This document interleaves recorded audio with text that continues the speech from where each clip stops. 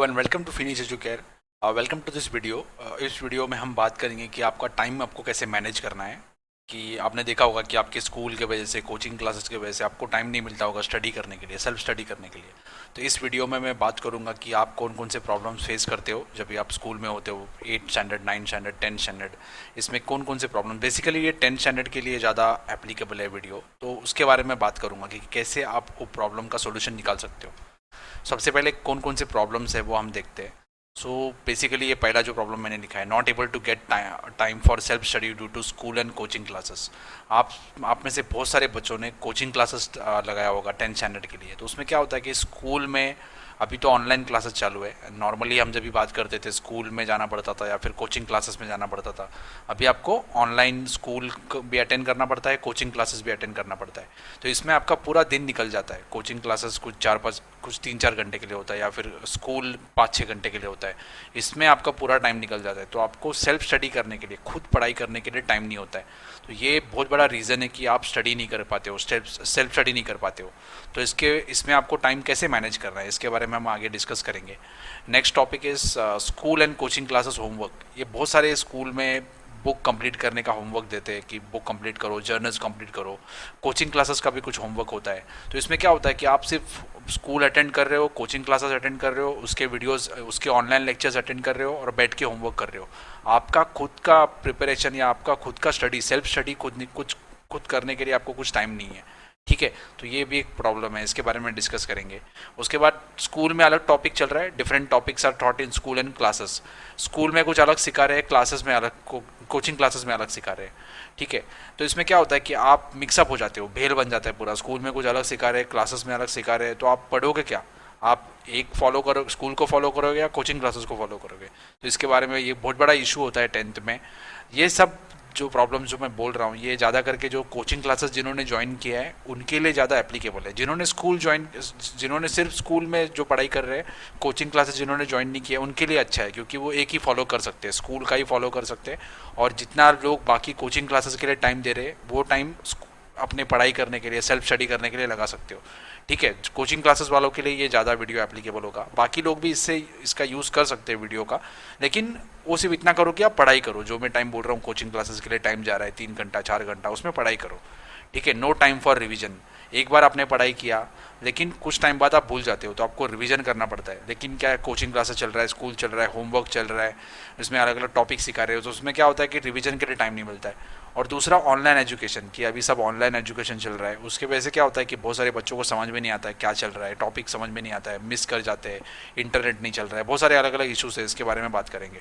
और लास्ट में, ये बहुत सारे बच्चों का मैंने एटीट्यूड देखा है, 2 साल से मैं देख रहा हूँ, जब से कोविड चालू है, जब से ऑनलाइन एजुकेशन चालू है, तब से मैं लोगों का एटीट्यूड देख रहा हूँ। मेरे कमेंट्स में भी मुझे समझ में आता है, या जिनसे मैं मिलता हूँ, जिनसे बात करता हूँ, एक ही एटीट्यूड है कि एग्ज़ाम तो कंडक्ट नहीं करते तो पढ़ाई क्यों करनी है, क्या फ़ायदा है, पढ़ाई करते हैं उसके बाद एग्ज़ाम नहीं होती है। ऐसे बहुत सारे लोग हैं जिनको बुरा लगता है कि एग्ज़ाम कैंसिल हो गई, क्योंकि उन्होंने पढ़ाई की होती है पूरे साल भर।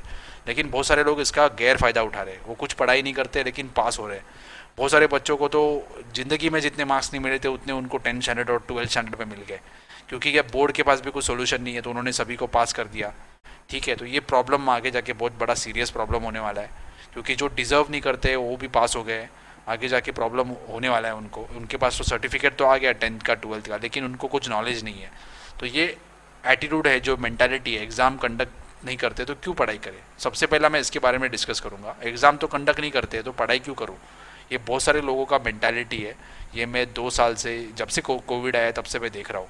बच्चे क्या कर रहे हैं, टाइम पास करते हैं पूरा साल भर, कुछ नहीं करते, पढ़ाई नहीं करते, मोबाइल गेम्स खेलते रहते हैं या सोशल मीडिया पे रहते हैं। लेकिन बाद में जब भी एग्ज़ाम का बात आता है तो सोशल मीडिया पे एक्टिव हो जाते हैं और सब एग्ज़ाम कैंसिल करो करते रहते हैं। ठीक है, चलो एग्ज़ाम कैंसिल होती है, आपके लाइफ के ऊपर डेंजर है, अगर बाहर जाके एग्ज़ाम देते हो प्रॉब्लम हो सकता है, ये सब चीज़ें ठीक है। लेकिन याद रखो कि अपना स्कूल में अभी क्यों पढ़ाते हैं अपने को, 9 स्टैंडर्ड में, 10 स्टैंडर्ड में, ये क्यों सब टॉपिक्स हमें सिखा रहे हैं, क्योंकि यही जो टॉपिक है आपके फर्दर स्टडीज़ में, ये बेस है।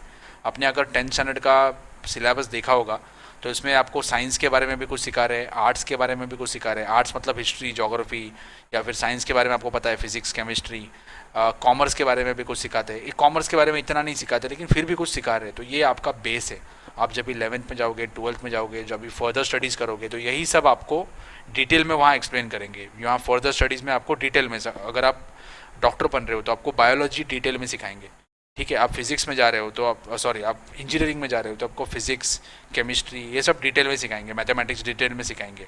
ठीक है, अगर आप आर्ट्स में जाते हो तो आपको हिस्ट्री के टॉपिक्स, पॉलिटिकल साइंस, सिविक्स के टॉपिक्स डिटेल में सिखाते हैं, इकोनॉमिक्स डिटेल में सिखाते हैं। तो ये सब चीज़ आपका बेस है। अगर आपने अभी पढ़ाई नहीं किया तो क्या होगा, आपको आगे जाके प्रॉब्लम होने वाला है, 100% होने वाला है।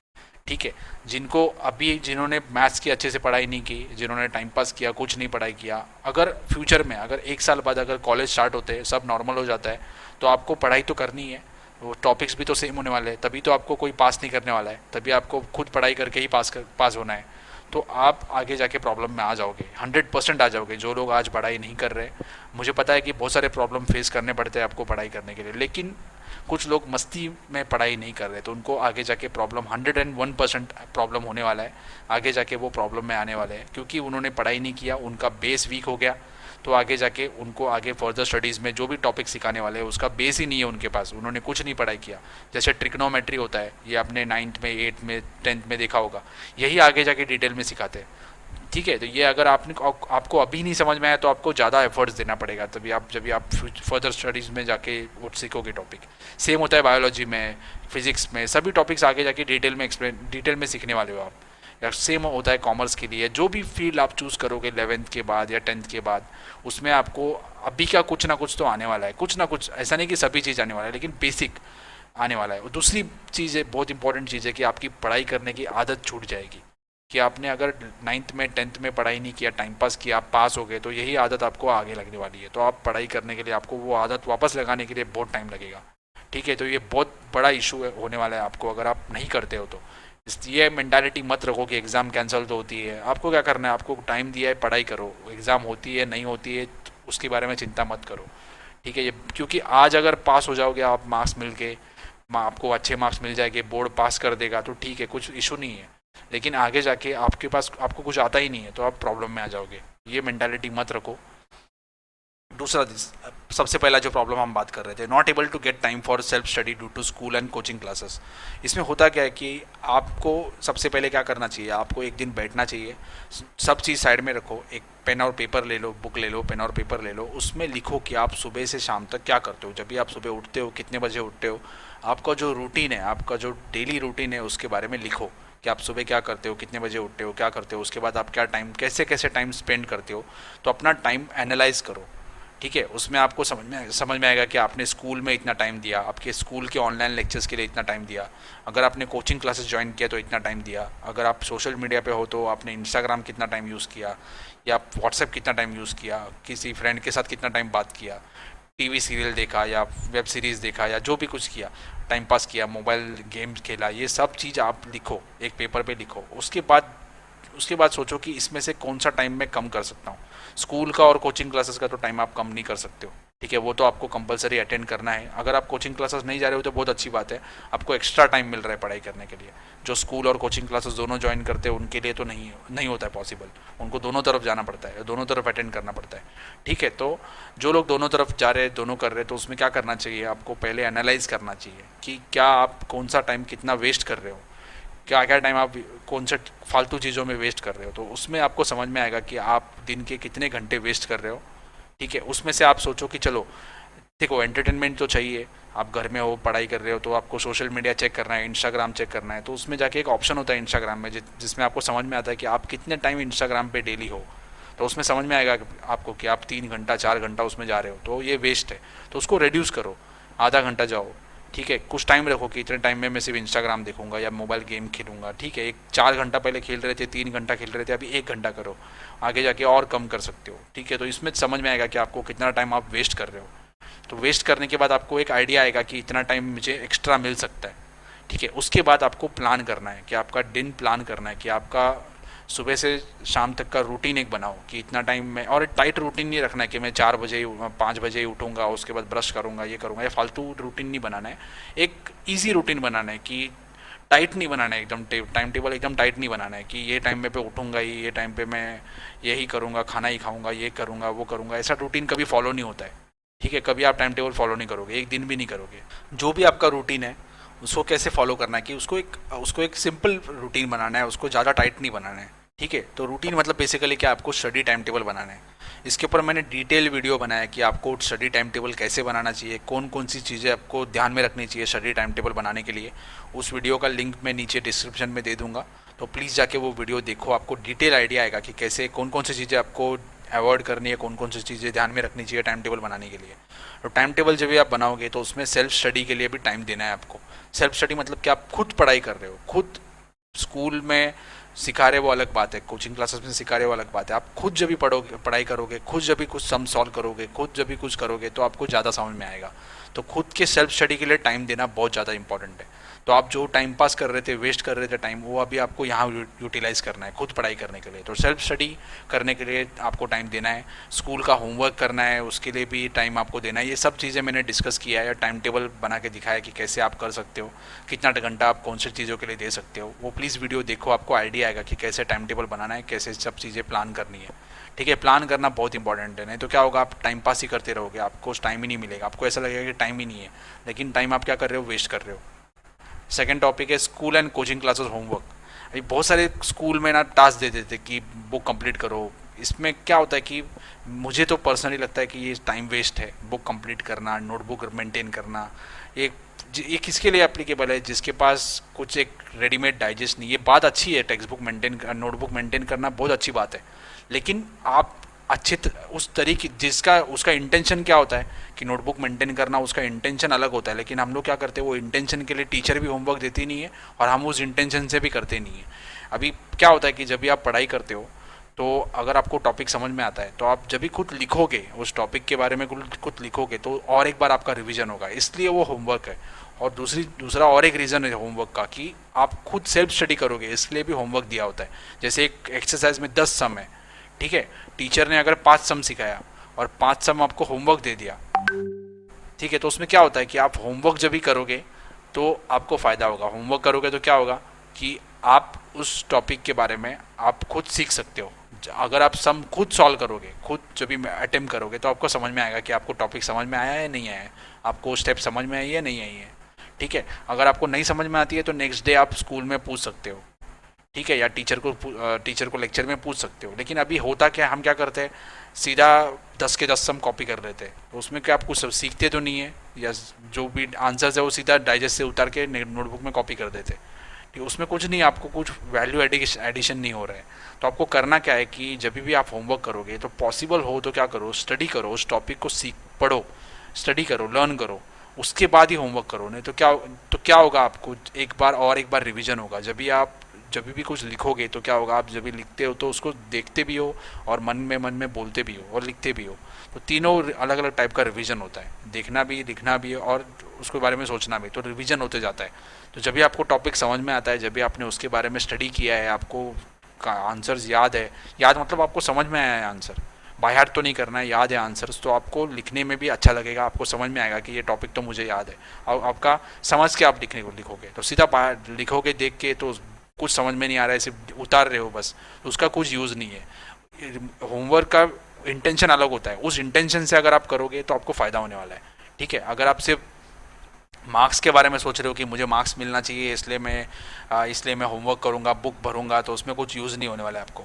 और इसके ऊपर मैंने एक अलग वीडियो बनाया है, इंटरनल मार्क्स का कैसे स्कूल में देते हैं, उसके बारे में कैसे सोचना है, क्या करना है। अभी मैं आपको गलत कुछ इन्फॉर्मेशन नहीं दे रहा हूँ, लेकिन इतना याद रखो, कोई भी स्कूल बच्चे को फेल नहीं करना चाहता है, तो वो क्या करेंगे, आपको हेल्प ही करने वाले हैं इंटरनल मार्क्स देने के लिए। बहुत सारे टीचर डराती है कि नहीं दूंगी मार्क्स या कुछ होगा, तो ऐसा नहीं होता है कि सभी को मार्क्स मिल जाते हैं, लेकिन आपको एफर्ट्स भी दिखाना पड़ेगा टीचर को कि आप एफर्ट्स करोगे तो ही आपको टीचर मार्क्स देगी। तो याद रखो कि टीचर्स तो आपको मार्क्स देने वाली है, लेकिन थोड़ा तो आपको एफर्ट डालना है। तो एफर्ट अच्छे तरीके से डालो कि आपको फ़ायदा हो होमवर्क का, वैसे टाइप का होमवर्क करो। नहीं तो जैसे मैंने बताया कि आप रिवीजन कर रहे हो, वैसे टाइप का होमवर्क करो। ठीक है, तो do it as a way of doing revision. नहीं तो क्या करोगे, बुक उतारोगे, सीधा देख के उतारोगे, तो उसको कुछ यूज़ नहीं होने वाला है। तो मेरे हिसाब से क्या करो, आप टॉपिक को पढ़ाई करो, समझ लो पहले, जब भी टीचर सिखाती है तो समझ लो, उसके बाद उसका सेल्फ स्टडी करो, पढ़ाई करो, क्वेश्चन आंसर्स पढ़ो, सम्स हो तो मैथ्स के सम्स हो तो सम्स प्रैक्टिस करो। उसके बाद समझ में आने के बाद टॉपिक बुक में लिखो, बुक कंप्लीट करो। तो उसमें क्या होगा, आपको और एक बार रिवीजन होगा और आपका एकदम टॉपिक पक्का हो जाएगा। ठीक है, रिवीजन ऐसे करना है आपको। और अगर बुक कंप्लीट करने का टास्क है, आपके पास पढ़ाई करने का टाइम नहीं है, आपको बुक कंप्लीट करना ही है, तो ऐसे टाइम में करो जब भी आप बोर होते हो, जब भी आपको ऐसा लगता है कि जब भी नींद आ रही है तो उसमें कुछ टाइम आपको देना है पढ़ाई करने के लिए, तो आप क्या करो, होमवर्क करो। लेकिन जो आपका प्राइम टाइम होता है, जिस टाइम में आप एकदम फ्रेश रहते हो, आपका माइंड एकदम एक्टिवेट रहता है, एक्टिव रहता है, उस टाइम में होमवर्क मत करो। ठीक है, उस टाइम में आपको स्टडी करना चाहिए, नए नई चीज़ें पढ़ाई करना चाहिए। मैथ्स अगर नहीं आता है तो आपको मैथ्स सीखना चाहिए। ठीक है, then different topics are taught in school and classes. ये बहुत सारे बच्चों के साथ होता है, मैक्सिमम सभी के साथ होता है। स्कूल कुछ अलग सिखा रहा होता है और क्लासेस में कुछ अलग चल रहा होता है, तो आपको समझ में नहीं आता है मैनेज कैसे करना है, इसके बारे में क्या करना है, पढ़ाई कौन सा करना है। ठीक है, सबसे पहले देखो कि स्कूल में, आपके स्कूल का तो हिस्ट्री आपको पता होता है, आपके जो फ्रेंड्स होते हैं, जो सीनियर्स होते हैं, जिन्होंने पहले पढ़ाई किया होता है, उनको पता होता है कि स्कूल में सिलेबस कंप्लीट करते हैं या नहीं करते। बहुत सारे स्कूल में सिलेबस कंप्लीट नहीं करते ठीक से, लास्ट में तो एकदम फटाफट एक्स्ट्रा लेक्चर लेके ख़त्म कर देते हैं, कुछ समझ में नहीं आता है। टीचर क्या सिखा रही है उसको भी समझना नहीं है, बच्चों को भी कुछ समझ में नहीं आता है। ऐसे बहुत सारे स्कूल में होता है। बहुत सारे स्कूल में टीचर एकदम डेडिकेशन से सिखाती है, साल भर वो अच्छे से सिखाती है और अच्छे से पढ़ाती है, लेकिन बहुत सारे स्कूल में नहीं होता है। ऑनलाइन लेक्चर्स में तो मुझे पता नहीं, ऑफलाइन जब भी चलते थे स्कूल में तो नहीं होता था सिलेबस। और ठीक है, तो पहले देखो कि कौन सा कोचिंग क्लासेस वाले लोग अच्छे से सिखाने वाले हैं सिलेबस कंप्लीट करने वाले टाइम पे, या स्कूल वाले। तो आपको एक बार समझ में आता है कि चलो कोचिंग क्लासेस वाले सिखाने वाले, तो उनको फॉलो करो। वो लोग जिस तरीके से, जिस स्पीड में जा रहे हैं, उस स्पीड में आपको जाना है। वो लोग जैसे पढ़ाई जैसे सिखा रहे हैं वैसे ही आपका पढ़ के भी होना चाहिए। बहुत सारे कोचिंग क्लासेस में दिन में 6-6 लेक्चर्स होते हैं, छुट्टी के दिन तो पूरा दिन भर सिखाते रहते हैं, तो इतना आप मैनेज नहीं कर पाते हो। तो क्या करना है आपको कि जब भी कोचिंग क्लासेस में लेक्चर चलता है या स्कूल में लेक्चर चलता है, तो 100% अटेंशन दे के आपको वो समझना है। टॉपिक को समझ लो पहले। मैं पढ़ाई करने की बात नहीं कर रहा हूँ कि जाके सीधा क्वेश्चन आंसर्स पढ़ो, ऐसा नहीं बोल रहा हूँ। मैथमेटिक्स का सम्स अगर चल रहा है तो टॉपिक को समझ लो। अगर आप टॉपिक को समझ लेते हो तो आपका 25% काम तो वहीं का वहीं हो गया, आपको समझ में आ गया टॉपिक क्या है। ठीक है, तो आप स्कूल में कुछ टॉपिक चल रहा है तो उसको समझ लो, कोचिंग क्लासेस में कुछ टॉपिक चल रहा है तो समझ लो। समझ में आने के बाद क्या होगा कि आपको समझ में आएगा कि टॉपिक क्या है, उसका मीनिंग क्या है। ठीक है, उसके बाद जब भी आप पढ़ाई करोगे, सेल्फ स्टडी करोगे, तो आपको और अच्छे से समझ में आएगा। आपको याद आएगा कि मैंने ये समझा था, अभी मैं पढ़ाई कर रहा हूँ, तो जल्दी से आपको समझ में आएगा। बहुत सारे लोग क्या करते हैं, ये कोचिंग क्लासेस का जब भी लेक्चर चलता है या स्कूल का जब भी लेक्चर चलता है तो ध्यान नहीं देते। उनको लगता है कि बाद में मैं बाय हार्ट कर लूँगा, बाद में मेरा हो जाएगा पढ़ाई करना। ऐसा मत करो। मस्ती करते रहते हैं, ऑनलाइन लेक्चर्स में कुछ फालतूगिरी करते रहते हैं, तो ऐसा मत करो। टॉपिक्स को समझ लो। मुझे पता है ऑनलाइन लेक्चर्स में बहुत डिफ़िकल्टी होती है, इंट्रैक्शन करना, सब कुछ पता है मुझे, लेकिन आपको एफर्ट्स लेना पड़ेगा। समझ लो टॉपिक को। समझने के बाद आपको जब भी सेल्फ स्टडी करोगे, आप खुद पढ़ाई करोगे, तो क्या होगा, आपके बहुत सारे डाउट्स पहले से क्लियर हो चुके होंगे और आप जल्दी पढ़ सकोगे। तो ये एग्जाम्पल लो कि जो जिसने समझा है टॉपिक, उसको स्टडी करने के लिए बहुत आसान होगा, लेकिन जिसने कुछ समझा नहीं, उसे बाय हार्ट कर रहे हैं, तो उसको कुछ नहीं होने वाला है। अगर आप वो एग्ज़ाम में भूल भी गया, बाय हार्ट करते टाइम भूल भी गया, तो क्या होगा, उसको कुछ याद नहीं आएगा, उसको वो कुछ लिख नहीं पाएगा, क्योंकि उसको टॉपिक ही नहीं समझा है। जिसको टॉपिक समझा है वो कुछ ना कुछ लिख सकता है एग्जाम में। ठीक है, या ऑनलाइन एग्जाम होता है तो कुछ ना कुछ अटेम्प्ट कर सकता है। ठीक है, तो इंसिस्ट ऑन अंडरस्टैंडिंग। अंडरस्टैंडिंग मतलब समझना है टॉपिक को। जैसे मैंने पहले ही बोला, स्कूल का या टाइम टेबल या कोचिंग क्लासेस का टाइम टेबल फॉलो करो। वो लोग जो सिखा रहे हैं उस स्पीड से फॉलो करो। स्कूल अच्छा सिखा रहे हैं तो स्कूल का करो, कोचिंग क्लासेस अच्छा सिखा रहे हैं, कोचिंग क्लासेस करो। स्कूल का या कोचिंग क्लासेस का जो भी टेस्ट होता है उसे सीरियसली दो। टेस्ट मतलब क्या होता है कि आपको जज करते हैं वो, आप जज कर सकते हो खुद को कि कितना आपका पढ़ाई हुआ है, कितना आप पानी में हो, जैसा आपको टेस्ट के टाइम समझ में आता है। तो वो टेस्ट होते हैं, वो सीरियसली दो, पढ़ाई करके दो। टाइम पास के लिए टेस्ट देना कुछ यूज़ नहीं है उसका, यूजलेस है। Next is no time for revision. इसके ऊपर मैंने डिटेल वीडियो बनाया कि रिवीजन कैसे करना है, कौन कौन सी चीज़ें ध्यान में रखनी है, कैसे कैसे अलग टेक्निक्स होते हैं रिवीजन के, उसके ऊपर एक वीडियो बनाया डिटेल। वो वीडियो आप देख सकते हो। ठीक है, revision is key to success. Revision is very very important. अभी हम लोग तो इतने बड़े ज्ञानी नहीं है कि एक बार पढ़ लिया तो याद हो गया, ऐसा नहीं होता है। टीचर्स को भी रिवीजन करके आना पड़ता है। जब भी वो नेक्स्ट स्कूल में जाती है सॉरी नेक्स्ट क्लास में जाती है या किसी और क्लासेस में सिखाती है, तो उनको पहले पढ़ के जाना पड़ता है, क्योंकि वो भूल जाते हैं, हम सब कुछ याद नहीं रहता है। ठीक है, तो रिवीजन करना बहुत इंपॉर्टेंट है। वैसे ही आपको भी, आपने पढ़ाई किया, 6 महीने बाद अगर आप बुक ओपन करके देखोगे तो पूरा ब्लैंक हो जाओगे। अगर आपको टॉपिक समझ में आया तो आप उसमें से कुछ ना कुछ तो याद कर सकते हो, लेकिन टॉपिक समझा नहीं है आपने। जैसे मैंने स्टार्टिंग में बोला, आप जब भी स्कूल में या कोचिंग क्लासेस में लेक्चर अटेंड कर रहे हो तो टॉपिक आपको समझ में आना चाहिए। मैथमेटिक्स का कुछ सम अगर चल रहा है तो आपको समझ में आना चाहिए कि कैसे क्या क्या ट्रिक्स उन्होंने यूज़ किया, कैसे कैसे फार्मूला उन्होंने यूज़ किया और ये सम का आंसर आ गया है। ठीक है, तो टॉपिक को समझना बहुत इंपॉर्टेंट है। समझने के बाद आपको रिवीजन, जब भी आप टाइम टेबल बनाओगे, जैसे मैंने बोला था टाइम टेबल बनाना स्टार्टिंग में, तो टाइम टेबल जब भी बनाओगे तो रिवीजन के लिए टाइम देना बहुत इंपॉर्टेंट है। और कुछ कुछ टाइम के बाद रिवीजन करना बहुत इंपॉर्टेंट है। रिवीजन नहीं करोगे तो आप भूल जाओगे तो वापस कुछ यूज़ नहीं है उसका। तो रिवीजन करना बहुत इंपॉर्टेंट है। अलग अलग तरीके से कैसे रिवीजन करना है उसके ऊपर मैंने एक डिटेल वीडियो बनाया, वो प्लीज़ जाके देखो, मैं डिस्क्रिप्शन में उसका लिंक दे दूंगा। ठीक है, तो इक्वल टाइम के बाद रिवीजन करना बहुत इंपॉर्टेंट है। रिवीजन नहीं करोगे तो भूल जाओगे। ये बहुत सारे बच्चे रिवीजन नहीं करते हैं क्योंकि उनके पास टाइम ही नहीं है। कोचिंग क्लासेस जा रहे हैं, स्कूल जा रहे हैं, होमवर्क करते बैठ रहे हैं, कुछ नहीं है, कुछ पढ़ाई, कुछ सेल्फ स्टडी कुछ नहीं कर रहे। उसके वजह से क्या होता है, लास्ट में उनके मार्क्स कम आते हैं। ठीक है, रिवीजन करना बहुत इंपॉर्टेंट है।